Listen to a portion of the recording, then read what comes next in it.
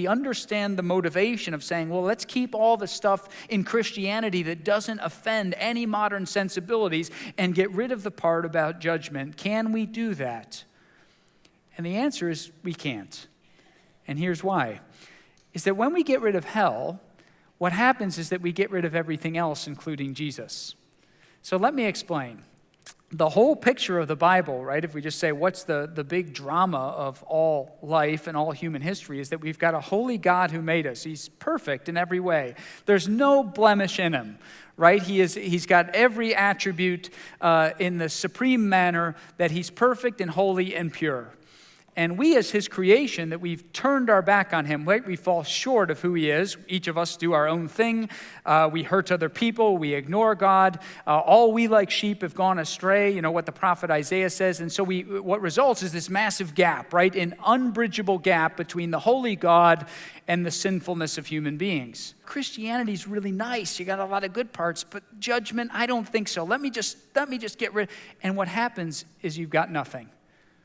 It reminds me of the famous quote by a man named Richard Niebuhr. He says, you know, what this kind of theology creates is a God without wrath, bringing men without sin into a kingdom without judgment through the ministrations of a Christ without a cross.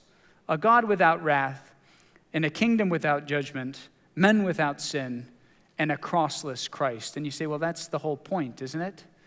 And what I think the message is that why we can't get rid of hell is because it fits perfectly well once we understand the character of God and our character. Once we understand his worth in contrast to human rebellion, we say, well, there must be a consequence for human rebellion, and we cannot mock what Jesus did on the cross. To get rid of hell means to get rid of Jesus, and we can't do that. There are a lot of people that are good citizens. They have no criminal record. They're very good family members. They love their families well. They just don't acknowledge God. Are you telling me that they're going to spend eternity in separation from God, those good people? Who gets to define a good human from a bad human? Everybody in this room is a good person compared to the people who are in ISIS, right? No problems there.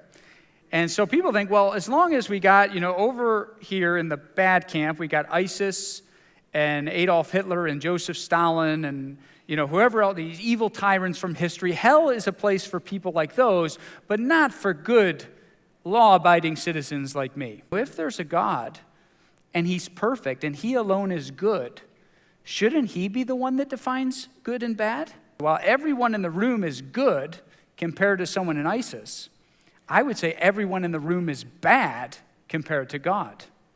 And that's the standard by which we're judged, right? God does not like hell. He made hell, but look at Matthew 25:41. He made hell. It was prepared for the devil and his angels. Hell was not prepared for humans, but for the devil and his angels. And then, places like Ezekiel 33:11, God takes no pleasure in the death of the wicked. A few verses, but Ezekiel 18, right? Do I take pleasure in the death of the wicked, says the sovereign Lord? Rather, no, that they would turn. I am pleased when they turn from their ways and live. So God couldn't be more clear. He says, I don't like hell. I don't want to send people there. I'm a loving and merciful God, but rather what is on the line is not a God wanting to send people to hell, but rather what's on the line is God's justice.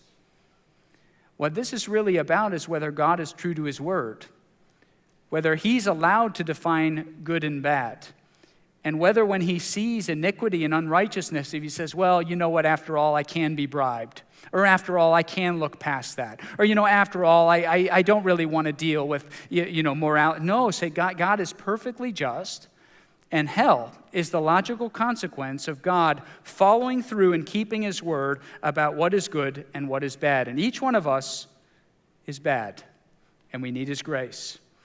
And the more a person actually lives a life of defying God, it's not that say, well, if I just have a little bit more time, then maybe I'll be open to the things of God. No, say just the opposite, that the more I'm presented with, the harder and harder I become. And so more time and a second chance is not the issue at hand. The Lord is patient, 2 Peter 3:9. The Lord is patient.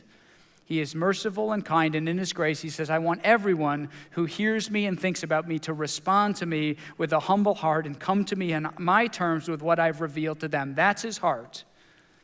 And for those who say, no thanks, God, as the years go on, they become more entrenched in those kinds of decisions. I hope we see once again the great value of what Jesus did, the great worth of what happened on the cross. You see, Jesus experienced hell for us. You know that line on Calvary? You remember what he says? My God, why hast thou forsaken me?